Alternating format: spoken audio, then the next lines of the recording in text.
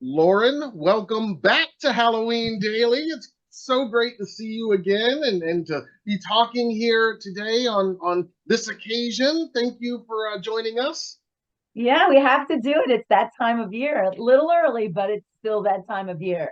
It's never too early for us. And again, we talked not too long ago during the junket for In a Violent Nature, and we'll Yeah, get to that. But as you said, it's early Halloween season for some people, not for us. Like every day's Halloween for us, I but know. Yeah, for me for too. some You can see. people, it's considered early Halloween as we're recording this in late August right now. But this is one of those special years, and I'm sure you know, but in addition to Halloween, we also have a Friday the 13th in September this year. So that's part of Halloween season. I think that's going to really kick it into overdrive for a lot of people, having that Friday the 13th right in the middle of September this year.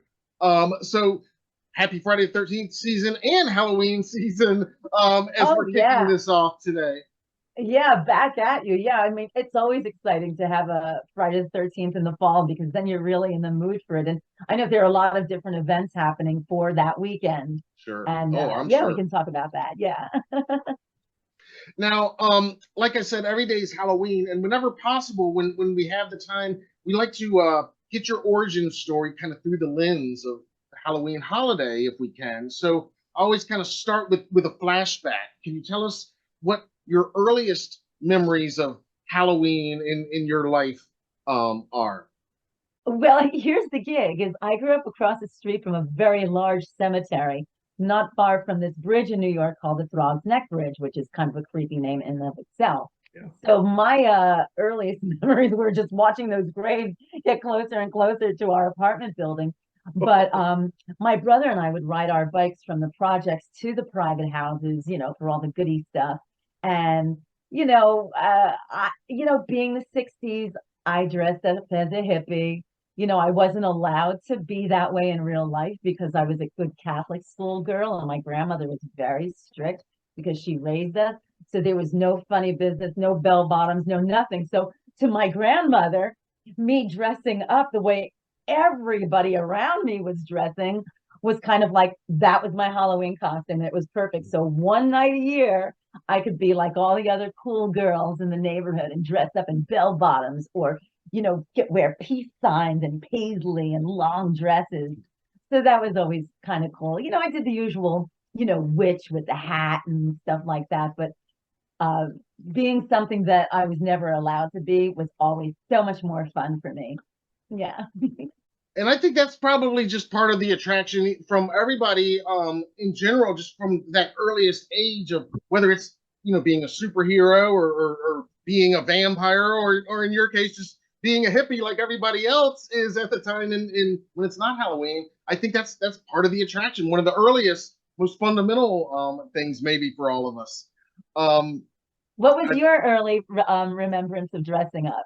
Oh man, I mean, I've got a few, but I mean, I remember, well, I remember being Dracula very young and just being obsessed with that. Too young to read the books. I might have seen some Bela Lugosi stuff on TV, Mhm. probably mostly through Scooby Doo though. Yeah. Yeah. Was Scooby my Doo. Yeah. earliest exposure to those classics probably. So I can remember that and have some memories of like my dad scaring trick or treaters because he'd have a mask and then he'd take it off and but he'd have something else on underneath, and I always thought that's the way to do it. That that's the way to get That's them. my kind of guy. Yeah. I have to be careful where I am because, I live on a little street in upstate New York. And for years, we didn't have kids on the street. Once our kids grew up, there were no kids around. And just recently, a bunch of new families moved in. So we've got like a dozen kids now on our little Oh, street. So, one of my neighbors and I, every year, we just add more and more skeletons to the trees that are around our properties and on our mailbox. And I'm thinking, well, now there are all these kids. And I thought, well, wait a minute, he's got a kid and he's still doing it. But I have to be careful because I can't wear any of my Friday the 13th memorabilia. Like I've got masks, I've got a sack head, I've got all kinds of things. But it's I think it's too scary because most of these little people are 6-year-old girls, and they're like, ah! And I think I had like a dribble of blood once just for fun, and they looked at me like, I was the Evil Dead or something coming after them.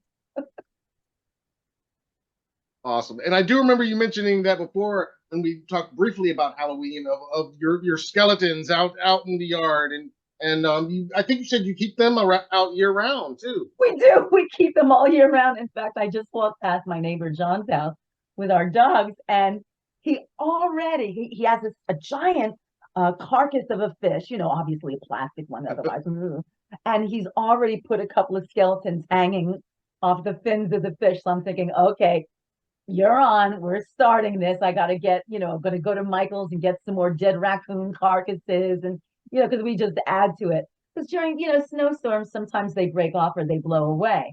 So I've got like a half a spider right now. I have a vulture that's up. I had a cat, but then somebody ran over our neighbor's cat, and I took the cat down because I thought I don't want to be that girl who every time this poor kid walks by, like, oh no. So the cat came down, and it's not coming back.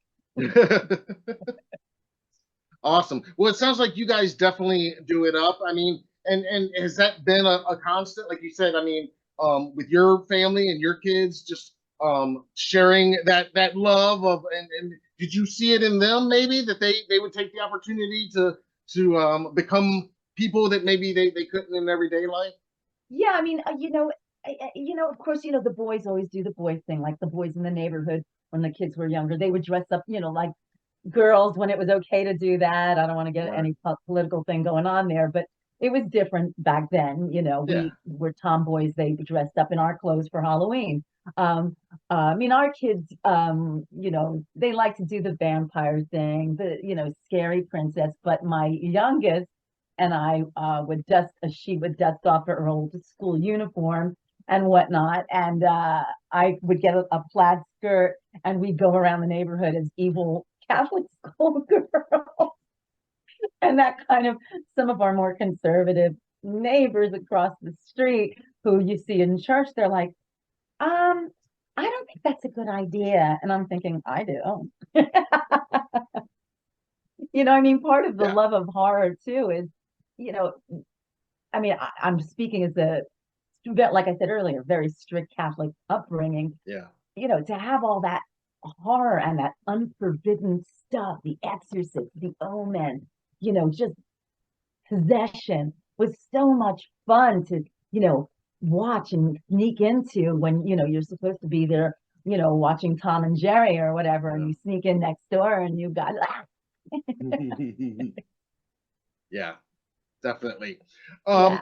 We always ask, whenever possible, what is your favorite Halloween costume that you've worn, and also your favorite Halloween candy or treat? Oh, I love candy corn. I Okay. see that. Oh, Yes. I'm like a crackhead. No offense against crackheads. You do what you do, and just be careful. But I'll tell you, I see that candy corn, and it's like, hook me up, man. I'm all in. I can't resist. So that's my favorite, the candy corn. And I mean, my Halloween costumes. I mean, I've done silly things recently, like just throw on a robe and put my hair in a towel. But I think the vampire Catholic girl thing was That's your, probably one of yeah. my favorites because it was just so shocking to people who know me from church. Yeah. How about you? Well, I mean, I love Michael Myers, that's kind of my I can go-to. tell. So it's I'm trying to think of another one that might not be so obvious to everybody. I mean, that's kind of an obvious one for me.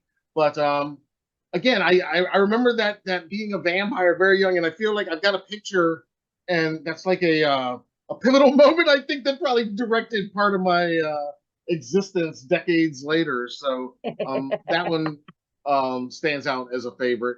And I maybe my first Halloween, I think they dressed me as a skunk. I think I can't say that's honestly my favorite, but I can't get Yeah. away from it. It's like family legend that it was either my first or second when I was too young to decide for myself. Let's put it that Yeah, way. yeah. Yeah, we did that to our oldest, and then the other two we dressed up as pumpkins. And I think when they look at those pictures, they're just more, and Yeah. especially Oh. my son because he has orange hair, so he kind of blended into the costume. It's kind of cruel when you think about it, but it was funny. Yeah. Definitely. Definitely. Awesome. Um, so moving on, when did you realize that you wanted to act in movies? Where did this journey and this career begin for you? Again, growing up, as you described, was it Yeah. something early on that you were found yourself passionate about, or how did this begin for you? I mean, I always wanted to be Marianne on Gilligan's Island. I didn't want to be the sexy one because I had this feeling that I was not going to grow up to look like that, like my friend Felisa Rose. Not everybody looks like that. She's very baboon. I'm kind of like, the Marianne with the ponytails off to the side, looking cute and thinking, just for one day, I want to look like that. Uh, so that was my first, like, that looks like it's a cool job. But Hmm. back then I was so naive. I thought little people lived in my television set. Because you remember back then, and I'm sure you've seen pictures because you probably weren't alive back in the 60s. There were the TVs were these huge units. Oh yeah. So the crazy imagination of a budding creative person was, oh, they all live in the TV. And I thought, I don't want to be like that kid in Willy Wonka where I get shrunk to this big and I live in a TV set. We're right. Really weird thoughts. So it wasn't until I was in high school and they needed a girl for a show in my brother's school. It was an all boys school, ooh la la, next to my school. And all I had to do is be burned at the stake and scream. So I learned very early on how to project and scream, not a Ah. problem, right? And then I was kind of discovered by Ali Sheedy's manager, who came to see us in a production of Oklahoma.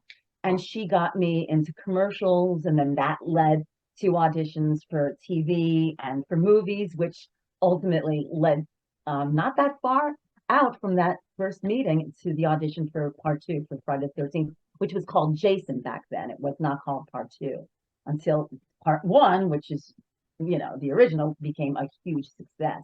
Then they're like, let's rename this from Jason to Friday the 13th part two.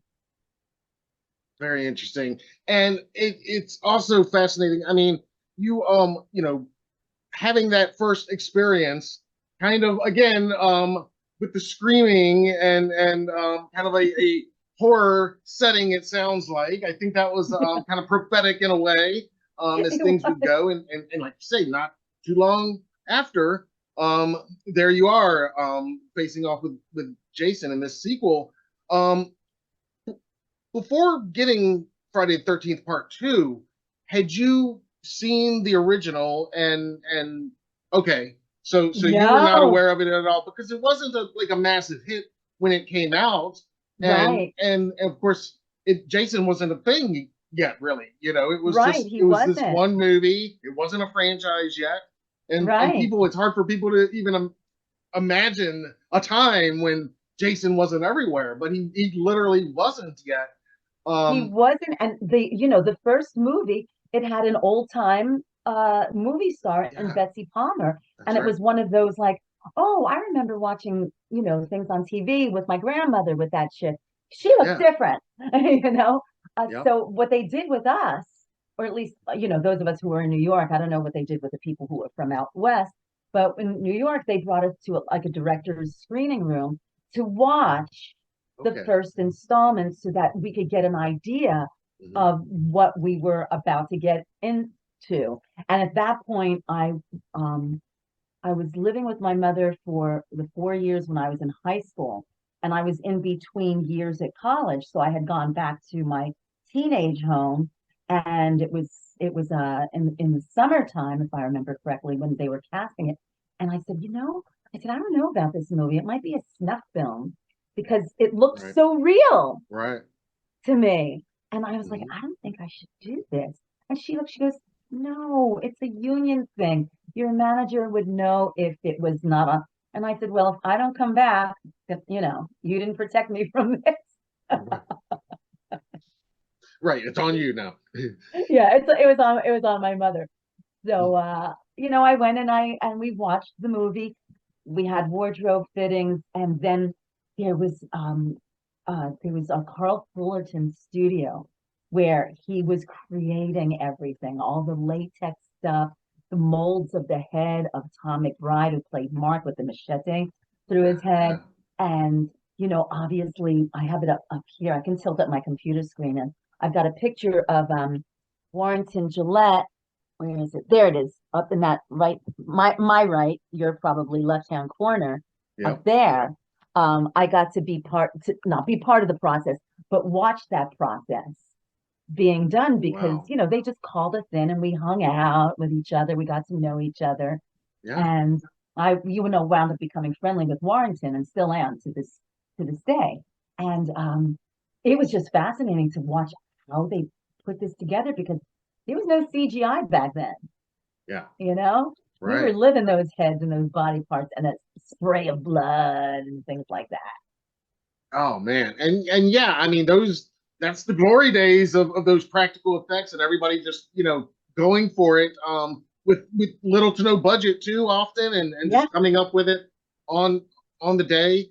Was it a tough audition process or a tough gig to get? Did you have to read a lot or No, not at all. It was funny because I had some on-set experience. I did like a featured background thing on a movie called not Annie Hall, Manhattan, with okay, Woody yeah. Allen, and Allen handpicked all the people based Okay. on your look. Hmm. So he was looking for kids who looked like they were from, and I'm thinking, I'm from the Upper East Side, I'm from the South Bronx, you don't mess with me. I'm from the projects, for crying out loud. But I guess my look at the time, was preppy and whatnot. So he cast me and somebody else from the same agency, to be in that one little scene. So I had been on set already, so I kind of understood, oh, this is how, because I was only doing commercials at the time, and plays. So movie making was very foreign. That stop and start, stop and start, stop and start. It was just very foreign to me. And it was fascinating to watch. So I'm so glad I had that time on that set, because then I wasn't intimidated by the process when we got to camp and started filming. But I think I only had one audition for that. They were looking for exactly who Vicky is and who I was and still am up to a certain extent. Slightly awkward, all American girl, not the sex pot, not Kirsten Baker or Marta Kober, with her, Right. bikini top running with Bill Randolph. They wanted really like a Catholic schoolgirl. And I just fit in that little package. And it was just like, Lauren, pack your bags, you're going to camp. I went, okay, hope I don't get killed. Well, and I was going to ask that, because I think Vicky is a fan favorite character. I mean, she's definitely one of my favorite characters in the Aw, film. thanks. And I was going to ask that, you kind of just answered it. Of how much alike are you and were you at the time to Vicky, and how much of a stretch was the character out of your normal realm? Was it like a Halloween thing where like she was totally removed from you? But it sounds like she was a little more close to home. Yeah, she was. I mean, I was definitely, you know, Showtime kind of girl, musical theater, Yeah. TV commercials, jingles, you know, nanny extraordinaire, over the summertime, taking care of children, and Mary Poppins. I was a lot more like this than Vicky was. So in order to play the character, I reeled that part of myself in and made her awkward. I didn't want her to come off as, hi, Martin. It was, I wanted her to be sort of like a little bit like, I don't know how to walk with this really cute guy who's in a wheelchair. And that's never anything I have experienced in my life. And I wanted that awkwardness there. In fact, there's a scene, I think it's the scene where they're doing the arm wrestling. And I mean, I did this, just I totally improvised this. So Marta Kober, who played Sandra, she comes in and she leans across the table at Bill Randolph's character, Jeff, don't waste all your energy, something like that. And then she drags him upstairs. So the camera's rolling, and I leaned over and did the exact same move. And Steve Miner liked it, and he kept it in. But in the script, she was just going to say, oh, what is the winner get? That type of thing. But Yeah. I was like, oh, that worked for her. So maybe if Vicky does it, Yeah. it'll work for her. It's just he's not walking upstairs with her anytime soon. Yeah, and she's just kind of feeling out the situation, kind of playing with it and testing it out, and yeah, kind of taking a cue from okay, well, yeah, Yeah. I get that, and I love that you brought that in too. Um, do you remember your what your first day on set was like? Wow. I think our first day on set, it was it the campfire scene? I'm pretty sure it was they started with the campfire scene because Nice. they wanted obviously it's at night. Yeah. They didn't want it getting too cold, at night, because then you'd see our teeth chattering, which you do ultimately with poor Kirsten Baker when she goes swimming. But we did that Right. big group scene. All the scenes that you see where there are a lot of background actors who played counselors, we did all of those scenes first so that they didn't have to be there for the amount of time that we had to be there. So a week's worth of that. So we did the campfire scene. I know I had to leave and shoot a commercial while they did the running through the woods scene, Oh when they're yeah. all in training. I Yep. came back and we did the beach scene or the lake scene. Yes. Because originally I was supposed to be jumping in the water with everybody else, but I said, Steve Miner, I said, I can't swim. So that was changed to me hanging out with the Hmm. character of Mark, played by Tom McBride, and with Stu Charno and Amy Steele, of course, on the lakefront. So those were my first few days, and that campfire scene was it was cool because I'd never been to camp before in my life. Never roasted a Yeah. marshmallow in my life, and it was just it was very ambient for sure. And Sorry, that's I have a cool. cat in here with me. I have a black cat in here with me. That's all right. Just to get the feeling here, I'll pick her up and show her to Yeah. you. Yeah. More Halloween. That's perfect. Um, and it's really cool to me that that was the first scene that you shot, because that is kind of, I mean, there's so many iconic scenes in it that are now just iconic for the franchise and some just, for horror in general. But that scene, just recapping the events and just everybody, and again, relatable because everybody's been to a camp at some point, told a ghost story or something around a Yes, campfire. This is like yeah. one of those eternal Under things the that bed sucks sheets, you in. making believe you're in a tent. Yeah. Yes, yes. Now, so at this point, when you're filming, so you said they took after everybody they got the cast, they took you guys and showed you all the original film to make sure you all kind of got the tone a little bit and everything. Um, did that make you more excited after seeing it and kind of knowing, okay, this is what we're dealing with? Because again, I mean, it's the same, but it's different too. It's very, it's the same but different, I guess, is how you would describe it. Yeah, I mean, I'll tell you, I did read the script a different way. Okay. When I then they when they distributed the scripts to all of us, Yeah. you read through it and you can't really, you're like, oh, okay, well, how are they going to do this? Yeah. How what is this going to look like? You just don't have any point of reference because, my idea of horror was, balls to the wall stuff, The Exorcist, Psycho, The Omen, Jaws even, was pretty scary, And I'm sure for you down in North Carolina, Jaws is super Oh scary yeah. because you That guys one get really hits sharks down home. there. Where I live, Yes. we have lakes. We don't get a whole lot of sharks in our lakes. But That so yeah. so to answer your question, to watch the movie and then to go back to the script that we had been given, it brought it to life, Yeah. It's like, oh, okay, I get it. So that's what running through the woods is going to look like. That's what walking into a cabin is going to look like. That's what peering, like this is going to look like on film, obviously with a different script, Yeah. but the feeling of it was definitely more digestible, if you Hmm. will, after watching the first installment and then going back to the script. Yeah. Now, did you guys shoot somewhat chronologically, or I'm curious when, in the process, did you shoot your big death scene and your big encounter with Jason? Because that's again just a huge moment in the film, and it's a huge moment for Jason fans because it's the big part 2 reveal and just an awesome scene. But where along the shooting did you film that?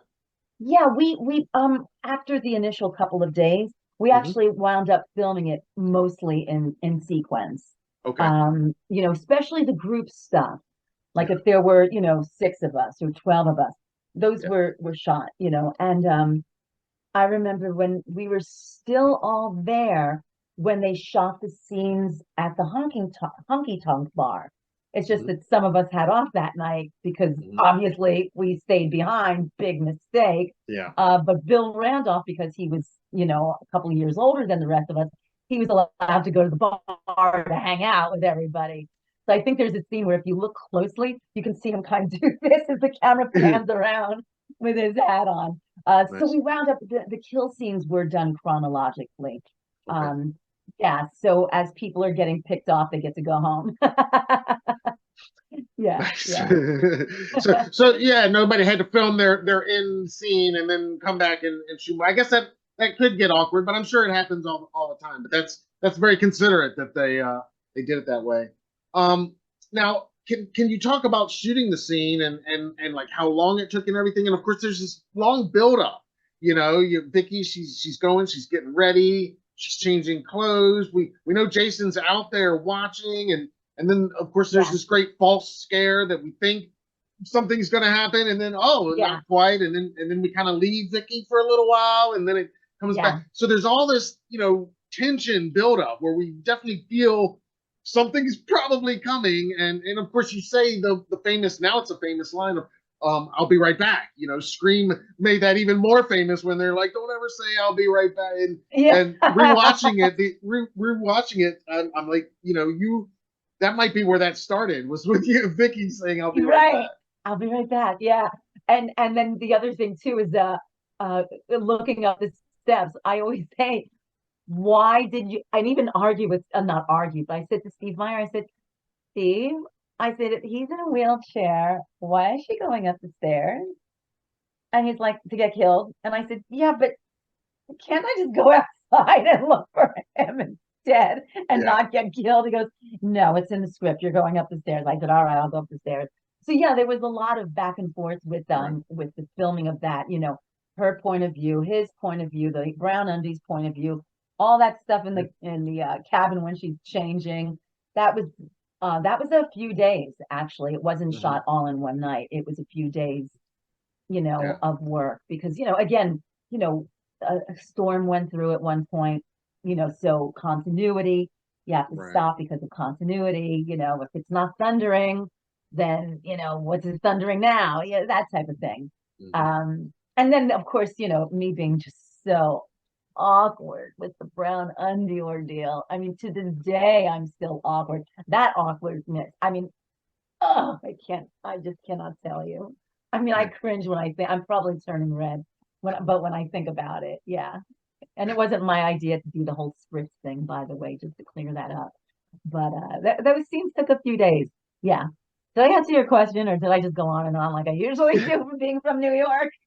Yeah, no, that's again, I'm just all this insight is fascinating to me. And so again, all that was in the script pretty much, and the whole build Yes. up and everything.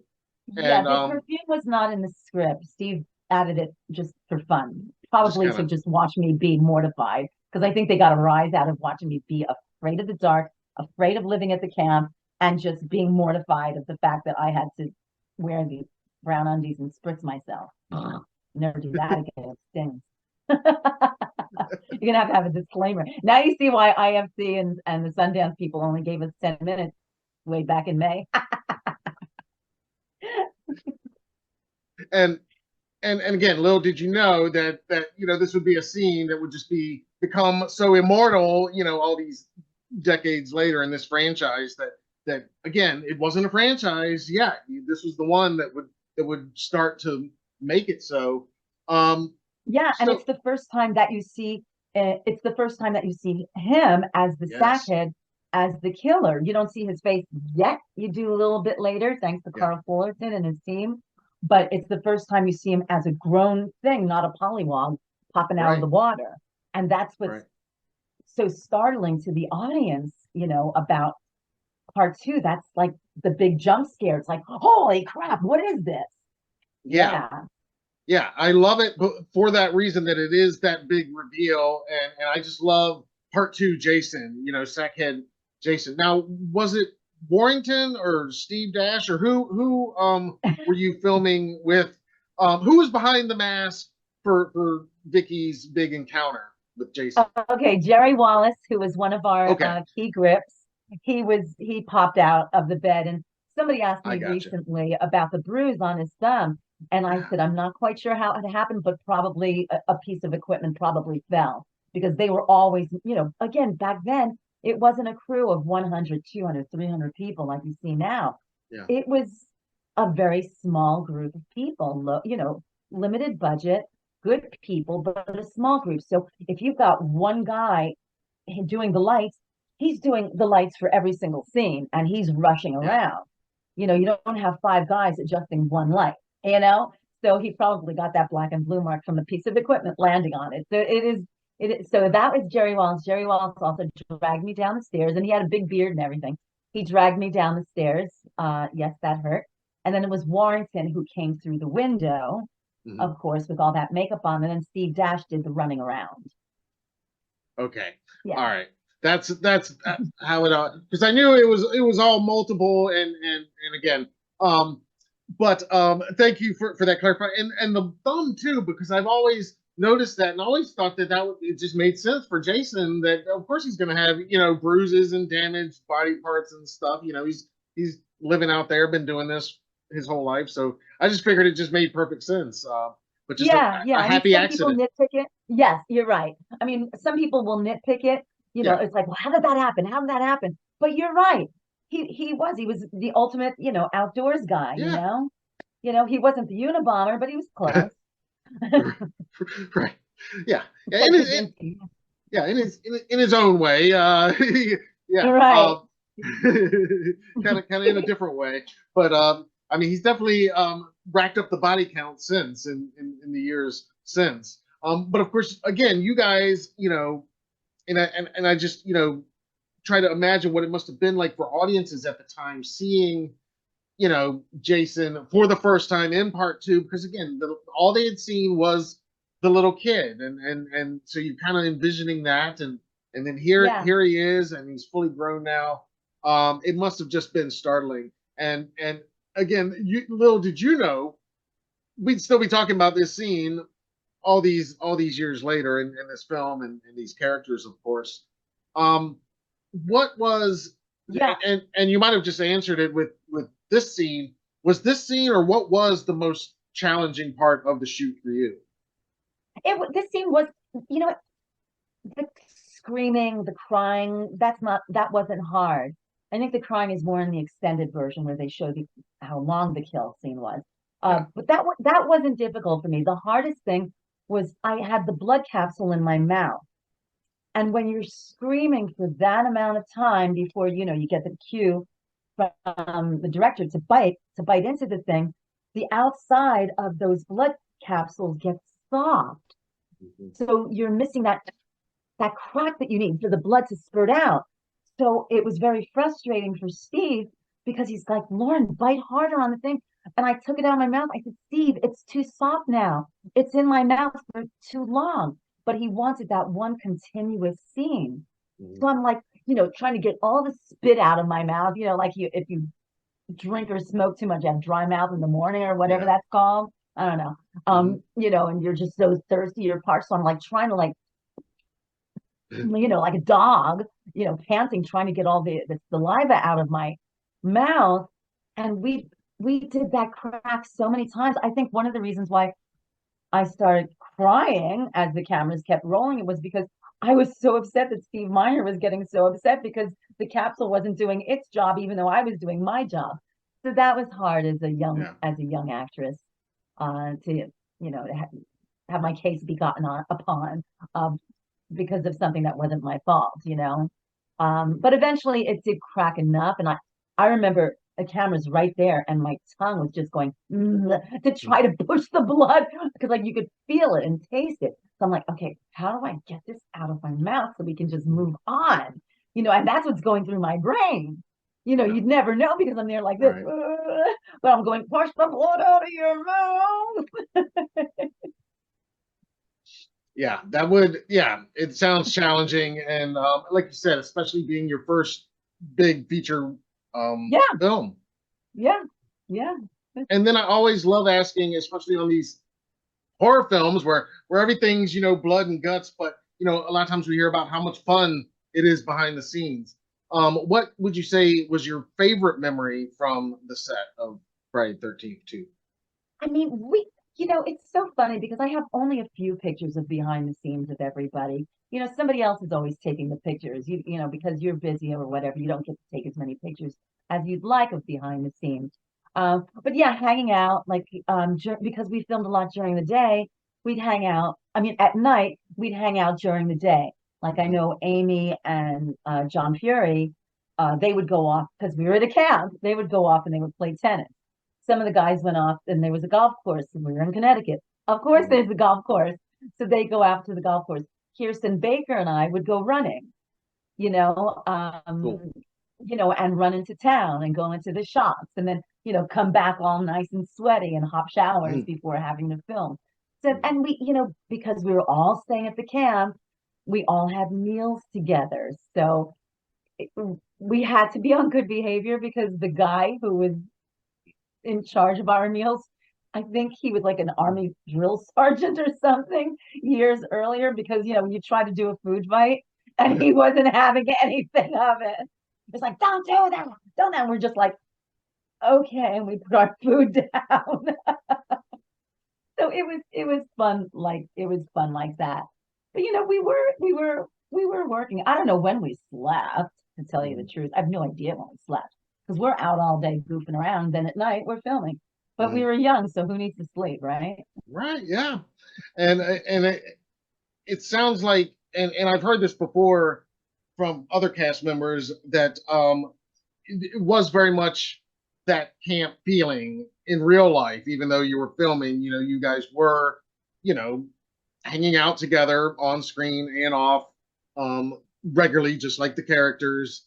Yeah, And it sounds like that was definitely the case here. yeah, oh yeah, yeah, definitely. It was like being at camp except without the arts and crafts. Yeah, yeah. So the Uh, best versions of it then, maybe. um, yeah. but so then the film gets released. And again, I mean, Jason's not a thing yet, but here now it's Friday the 13th Part 2. Um, Friday the 13th is not even really a thing, but here it comes. What do you remember the first time you saw the finished film and what your first reaction was after seeing the film for the first time? Oh yeah, I was at a movie theater. I was at a movie theater.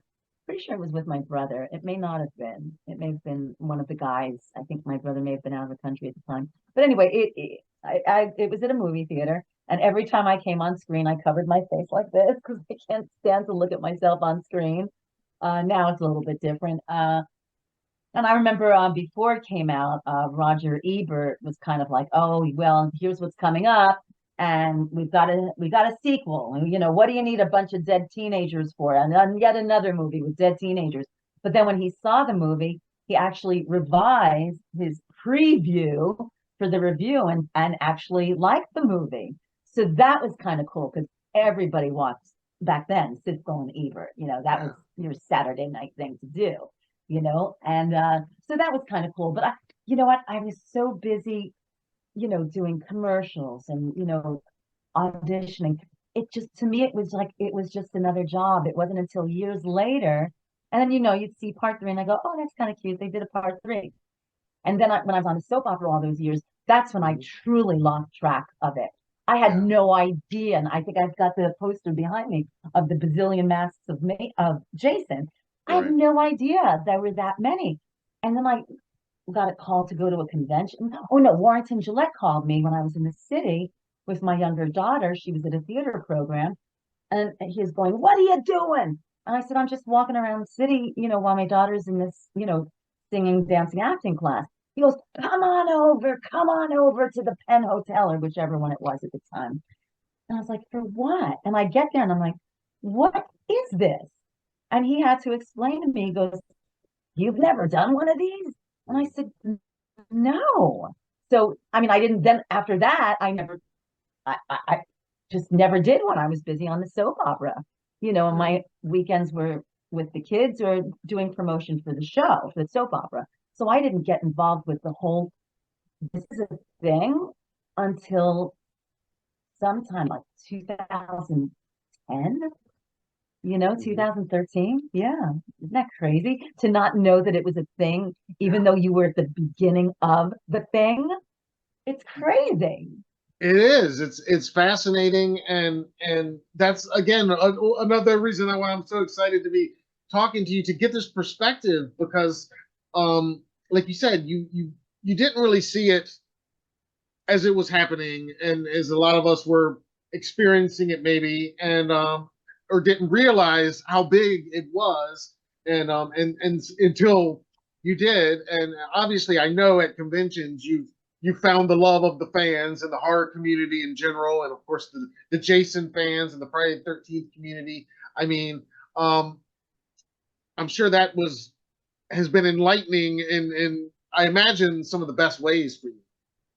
Oh, absolutely. I mean, it, it, it's just been great. And, especially doing things like this, right? Yeah. I've actually made some really good friends who started out with an interview, and now, we text each other, so, and then you know, I've got a friend, Tom, in Baltimore, and I equated to when I was on the soap opera, there, obviously you have your fans, and then you have your super fans who some people go, "Oh, that's shallow," but it's not shallow. These are people who stick with you through the years and become your friends. And I've got a friend in Italy who has come to New York. I've gone to Italy. We have visited her. Family has stayed with her. My friend Tom in Baltimore, we started out as he would just come to conventions, and then he came to New York and I went out with him and his brother to a restaurant in the city. It's also opened up different friendships, with people and connections too, Mhm. within the horror community. I had no idea when we first did this back in 1980, and then it's released in 81. I had no idea how it would impact my life at this stage of my life, Yeah. but I'm glad it's happening after my children have grown Yeah. because when your children are younger, they're your focus. Even as they're teenagers, you don't want to, Right. you have to be careful. They're teenagers, and the world is a different place than when we were teenagers. So I'm glad I was able to have that focus. And then now that I'm a big girl, I can go, wow, there's this world of people who love what we all do. And it's just, and they're the nicest friggin' people. I just Yeah. say they're, yeah, you're a nice guy. The nicest friggin' people. Yeah. I don't know if that answered any question either. I'm New York, No, you're that totally answers it. Yeah. I mean, and I agree. I mean, we been doing conventions for a little over 10 years or so since we launched HDN, and yeah, we just love them, and it's it's meeting people like you, but it's also just the community and just the like-minded people, and we just always find that, yeah, I mean, it's usually pretty pleasant at these. We all love our blood and guts and gore and our killings and our killers, but Yeah, pretty lovable bunch for the most part, in our experience yeah, anyway. yeah, totally. I mean, I think it was during COVID or something. I was on my way up to, or at, little post COVID. I was on my way up to Buffalo to visit my son and his wife. And I get a message on Instagram from, a fellow who has a podcast, but he's also uh, a Northwestern WWE type of champion. I got a picture of him with his belt. I'm wearing his belt in the picture. Robbie Vegas. And he's like, "Oh, can I, I'd love to do a podcast interview with you." And I think I had only done like one or two. And I was like, "Oh, well, I'm going to be traveling, right?" And he goes, "Oh, where are you going?" I said, "Well, I'm going up to Buffalo." He goes, "I'm in Buffalo." And I went, call me crazy, but you want to do it in person? And we've been friends ever since. But see, that's that trust. Mhm. in the community of like-minded people that I think a lot of us have with each other. It's Yeah, just like it clicks, and it's awesome. It's awesome. definitely. And of course, Friday 13th Part 2, and now there's no end in sight. And now they're developing a TV series. We keep hearing about it. It looked like it was going in one direction, and then Yeah, they kind of yeah. scrapped that, and now it looks like they're starting again. But A24, as far as we know, they have the rights. They're doing a Crystal Lake series. I got my Crystal Lake shirt on You're there, representing. trying to will it into existence and all. And Yeah. I know at one point they were going to have Adrian King involved, Hmm. and Hmm. we all were flipping out that just having her even in a cameo, I think would be fun. But I think it just begs the question, whatever they do with the series, I would like to see. I think most fans would love to see some of you guys, some of you former cast members brought back, and maybe to play a new character. Just maybe it's a cameo, maybe it's a recurring thing, but I Hmm. just think it'd be fun to include former campers, I guess we could say, Yeah. from the decades in different ways. And I don't know if they'll do it, but so I got to ask. I know everybody would want to. If you got the call and they wanted you to come be a part of it in some way, or have you gotten the call? I guess I should ask first, and then if you do, what would your answer be? Oh, I put myself out there a little bit. I mean, I would love to be like Crazy Ralph type of character, maybe a crazy Yeah. cat lady, Yes. or maybe somebody who knew Mrs. Voorhees, Yes. work like not being Vicky, but being a different character at my age, obviously, CGI in its face. That would be kind of cool. But I would love to be that kind of a Crazy Ralph type of crazy cat lady, like sitting on her porch being nosy ass and with her cats surrounding her, her dogs. So yeah, if they asked, I'd say, yeah, yeah, I would love to be a part of it, because Yeah. it's been such a wonderful part of my life. To extend into that would be nice. Extend beyond it would be nice. And you mentioned Warrington and still being friends. It sounds like you're still pretty tight with most of the cast today. Is that right? Yeah, yeah. Bill and Russell and I go back and forth. Ron and Milky from part one. This is funny. Ron Milky and I go back and forth, have gone back and forth so often in the past few years. We have emails, we all Mm-hmm. email each other, text each other. I thought he was in part two also. When we were going to Indianapolis, and I'm driving, of course, I had the car, and I said to Ron, he was in the front seat with me. I said, Ron, said, can I admit something to you? I said, I thought you were in part two with me. He goes, really, Warren? I would love that. He goes, why do you think that? I said, because we're always at the same appearances together. It was, but he's a card. But yeah, yeah. And Warrington and I go back and forth at each other. Yeah. It's nice that, because of this world, we've been able to reconnect again, maybe after, like I said, raising children or going through whatever, having different types of professional lives. It's nice to be able to regroup and feel like you're back at camp again with these guys. It's like Yeah. all those years, except for our maturity levels, for the most part, all those years just get erased, and we're just these goofy young campers again, and one killer. And you know, Jason, the character, the costume, the hockey mask, which of course came after part two, but Yeah, it's become back to Halloween, but a go-to Halloween costume over the yeah, decades too. I mean, it's become, it's I mean, just as popular as Michael Myers and Freddy out there. They're like the big three, I think. yeah. Still to this day, Mhm. probably the three you see more than anybody. Maybe the little girl from the ring is catching up now. We see a lot of her every year.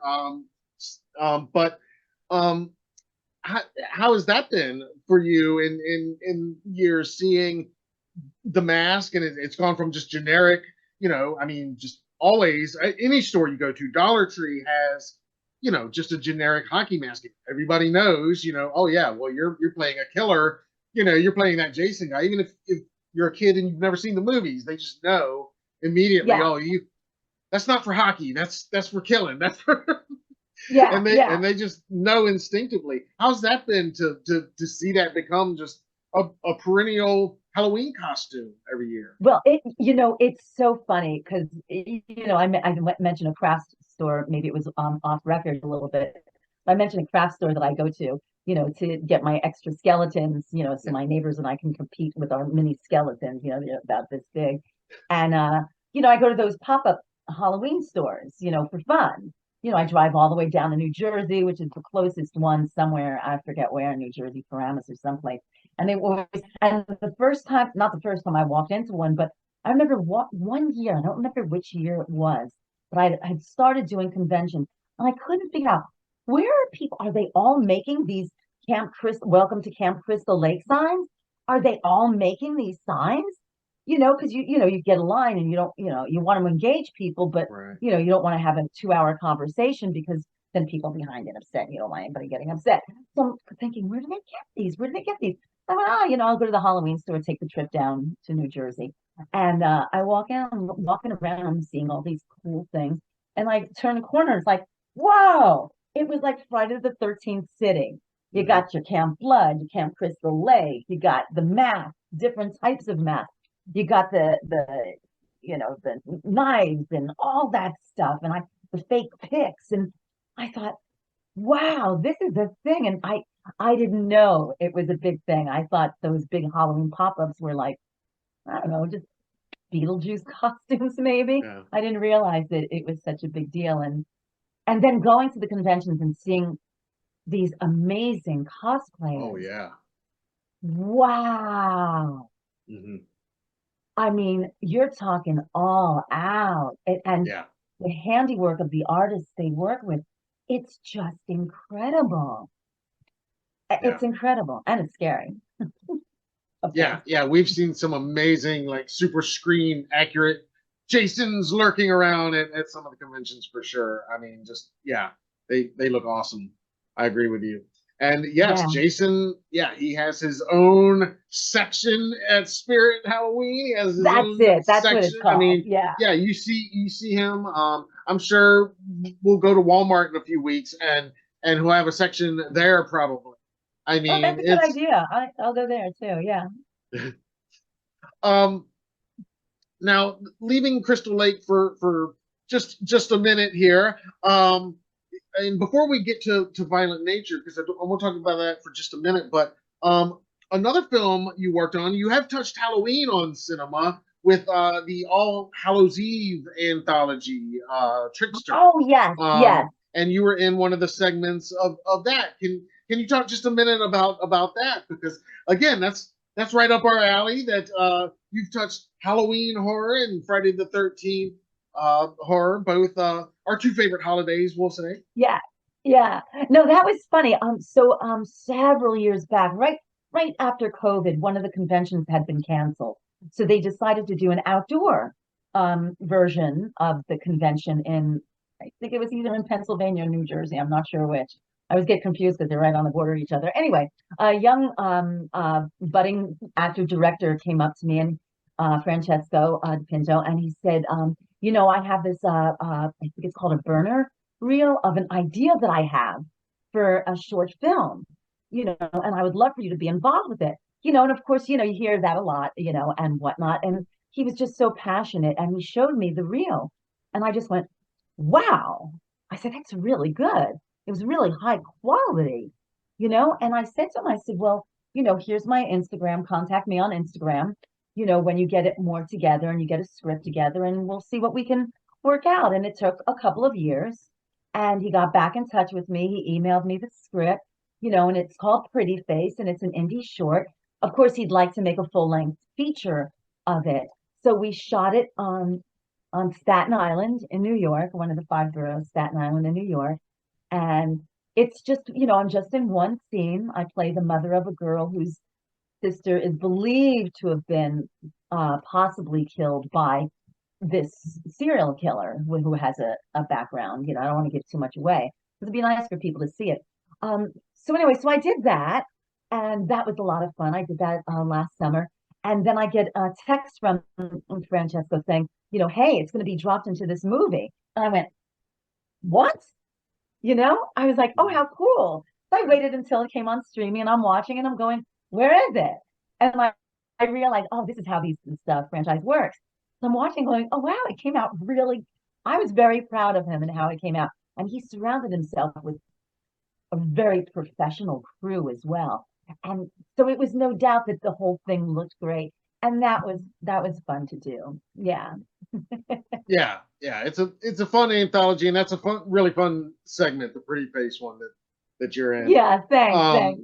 I'm sure our audience, if they haven't checked it out, they'll go search it out now. I think it's on Tubi actually. When I last think time that's I where I checked, saw it. Yeah. yeah, Yeah. yeah, yeah, you can see the whole anthology there. Um, Mm-hmm. and now with In a Violent Nature, I mean, we talked um, earlier this year, right about the time the film was coming out, Yeah. and now it's been out for a while. It's you've seen the reviews and the audience response. Um, what has your reaction been to this fan reaction? I mean, people seem to be really digging this very unique take on the slasher genre. It's paying tribute to Hmm. characters like Jason in a lot of ways, but also kind of Yeah. doing it in its own unique way. Yeah. Yeah. Definitely in its unique way. Yes. I mean, I'm flabbergasted when I got, I get the New York Times, and I get it digitally also. And that morning, I guess, or maybe it was the day after it came out, I get the little, movie review alert and whatnot. And it may have been right after we spoke.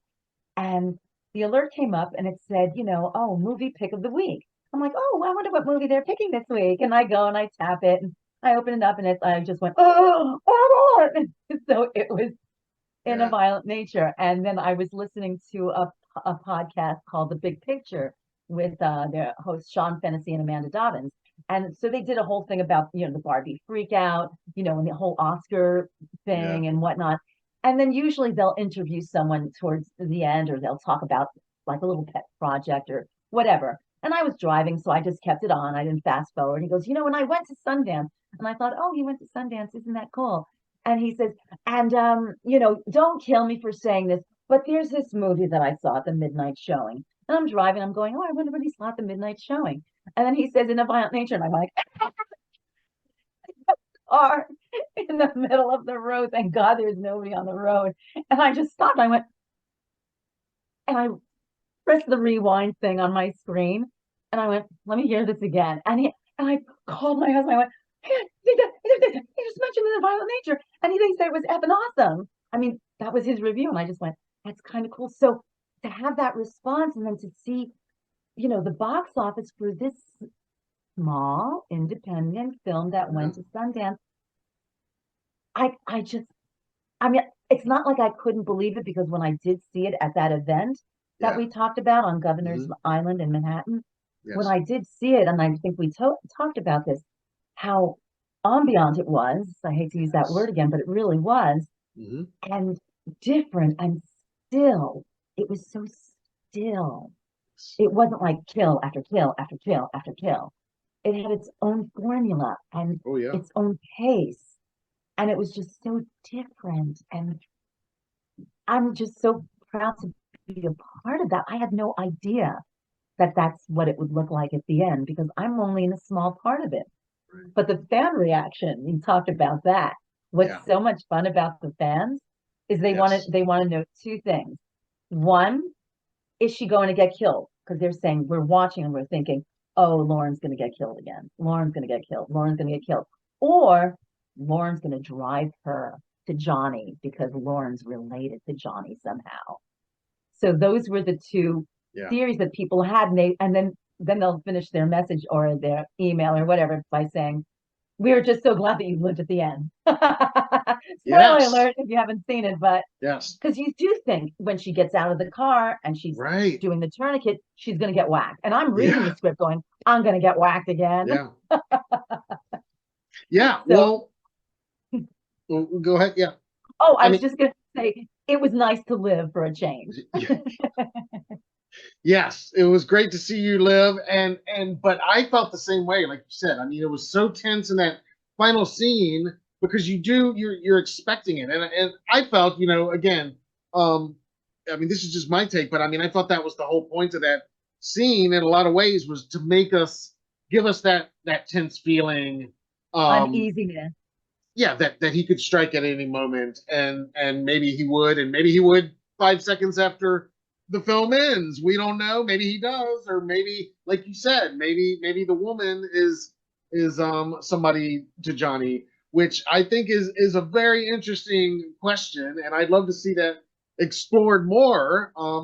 Of course, since our last conversation, now they've officially announced that there's going to be a sequel. I I, know. very exciting. It's not super shocking to me when I saw the success. I'm like, oh yeah, they gotta bring back some more Johnny. But it's a little shocking how quick it's gotten the green light. But it's going to be happening. And like you said, the woman survived. So I mean, I think maybe there's a good chance we could see that story continue. Yeah, I would love to be a part of it if they would have me. I drove to Northwest Canada to film it in the first place, and that was quite the great adventure for me. And that's how I memorized that, mostly dialogue with a few pieces of Yeah. her interjecting, was I had a recording on my in the car of and because I remember saying, I don't know if we talked about this when we first spoke, but I remember saying to Chris Nash on a Zoom call that we had before I went up there, I said, by the way, because he said, do you have any problem being pulled, with the truck? So it Yeah. looks like you're driving. I said, Mhm. I said, that's fine. I said, will you have cue cards on the front of the truck so I don't have to memorize all these lines? And he Yeah. just said, no, of course not. And I said, oh, okay, no problem. Good thing, because they wound up reshooting everything the next day, because the truck that was pulling us made so much noise you couldn't Oh, hear our dialogue. So when I'm driving, you're I'm actually actually driving. Yeah, and some nice. people, I mean, I got so many messages about that from people, and even our friends, a group of two, four, six, eight of us went to see it on Saturday night at one of the big theaters here, Mhm. and they all turned afterward. We went to Chili's afterward. They said, "You were really driving, weren't you?" And I went, "Yeah." I said, "How could you tell?" And they said, "We know you. You're so cautious when you drive that you had to keep your eye on the road, like."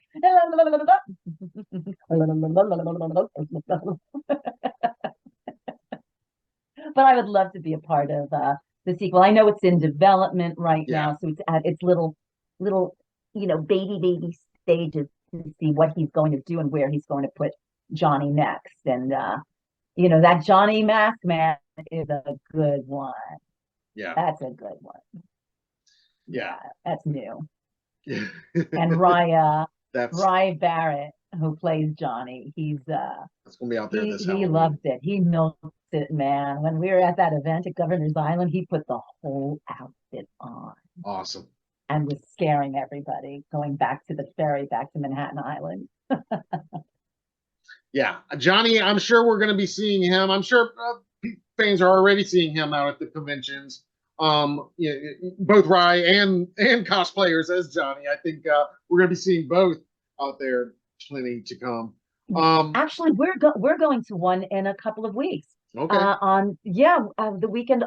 Duh, I didn't talk about this with you. The week of Yeah. Friday the 13th, we're going to Oh, be at the Ancient City Con in St. Augustine, Florida, at the World Resort. There, it's called. People can awesome. find it, but it's called the Ancient City Con. And Raya's going to be there. He's going to do a photo op. I'll be Awesome. there doing the brown panty photo op. And I said to Rye, I said, we should do a Johnny and a Friday the 13th part two photo op with me with the brown undies on. So Yeah. I have to get a hold of them and pitch that and see if they'll go for it. And then somebody who I was on the soap opera with for 100 years, John O'Hurley, he's going to be there too, but representing Yeah. his other projects. So it's going to be like a really cool reunion. But he's bringing that costume all the way from Canada to Florida. I hope he puts it on a what do they call it, a carry on. Yeah. That'll be interesting when they open that up and find that in there, and he has to explain that possibly. That'd Yeah, be bring the good. Blu-ray, right? Definitely bring the Blu-ray with him to prove it.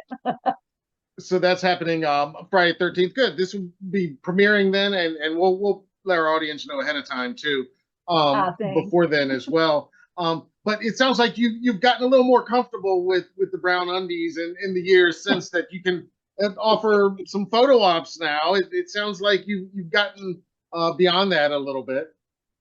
Yeah, where do I have? I have one here. I don't know if you can see it. No, you can't see it. I'll take it off the wall. Man. Oh, I love it. That's great. That Well, is here's awesome. what's, my husband and I met on the set of a horror movie called Girls' Night Out. I get killed by a Oh, guy cool. in a bear costume.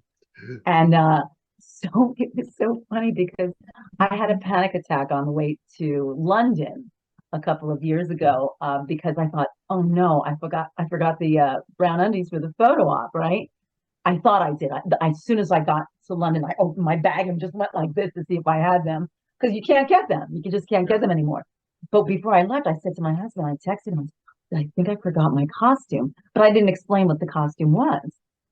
So I guess somebody posted on Instagram and then tagged me. I get a message. What is this costume? I went, I told you it was the costume from part two. He goes, but you're in your underwear. I said, I'm not in my underwear. I said, those are Vicky's and they're ugly. Right. Awesome. I love it. Yeah. Yeah. Well, yeah, that's awesome that fans get to have that experience with you and recreate their Vicky fantasies at these photo ops. I feel like I love it. Yeah. It's pretty funny. Like I said, this interview will be premiering on Friday the 13th, and it's going to be Friday 13th of September. So Halloween season in full effect, and it's just beginning officially. Like I said, for other people, as we're Yeah. recording this in late August right now. Um, but Friday the 13th has become its own holiday since these movies and since Jason has taken a hold of it. I mean, I guess it existed as kind of just a bad luck day before, but I mean, now in 2024, Friday the 13th is, whenever it comes around, it is like a national or international horror holiday. And it's Yeah. just adopted by all horror, not just Jason fans. I mean, obviously Yeah. he kind of gets the prime spot on that day, but all Yes. horror. I mean, you look at in theaters, even this Friday the 13th, there'll be horror movies that are being released in theaters, Yes. brand new. There's always going to be new ones every Friday the 13th. There's always the marathons. And again, there's the Yes. Jason marathons, but there's other marathons on Friday the 13th.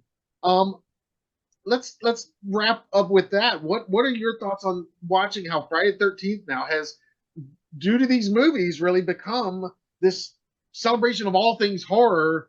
As much as Halloween, I think, is a celebration of all things horror and spooky in itself. Well, I'll tell you, I've got two black cats amongst other cats in our house, of course, the gray girls, the orange Love it. troublemaker, of course. I think I think my black cats are very happy that Friday the 13th is no longer considered a holiday where they should feel shunned, but That's right. embraced as black cats. But I will Yes. say, I was looking, I went to the store earlier to get more ice cream because somebody ate all my ice cream last night. So and this is the truth, I went to the store to get more ice cream and all the pumpkins are out already. And I'm thinking, okay, so the candy's out, I get that. But the pumpkins are out. And now that we're talking about Friday the 13th, I've got to get those pumpkins out before Friday the 13th. That's I'm right. not going to carve them because of the squirrels and all the chipmunks and all those little guys that roam around Right. up here and the raccoons. But Yeah. I'm gonna start decorating for Friday outside for Yes. Friday. I mean for Halloween for Friday the 13th. So I'm going to start it a little earlier than I usually do since we have the luxury of having our holiday first. That's right. That's right. And yeah, like I said, this is one of those special years where we get the best of both worlds. We get Friday the 13th in the early part of fall. We get Halloween. Couldn't be better. The two best holidays there are. And then you got Christmas with Killer Santas. I got a Christmas movie. That's He right. sees you when you're sleeping, and Yes. I don't want to give too much away, but you can guess who the killer is in that movie. Awesome. Very cool. Yeah.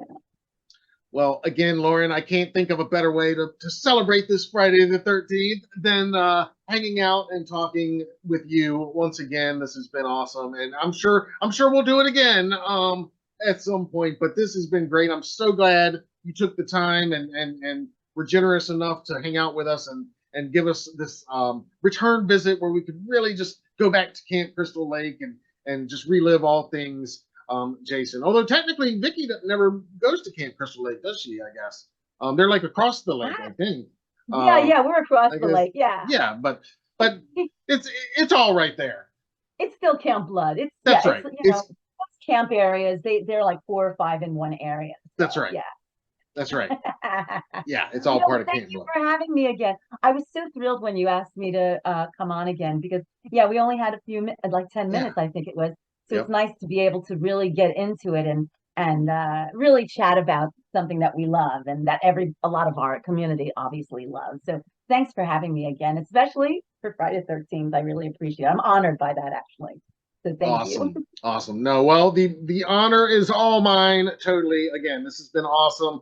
Just getting to know more about you and getting to know you better, and yeah, just makes me more of a fan than ever. So this has been great. Thanks. And again, we'll do it again. And yeah, I mean, we always say Happy Halloween, but this time we're gonna say Happy Friday the Ha- 13th and Happy Halloween. Happy Friday 13th, everybody. Happy Friday 13th. And go out and get some candy corn on me.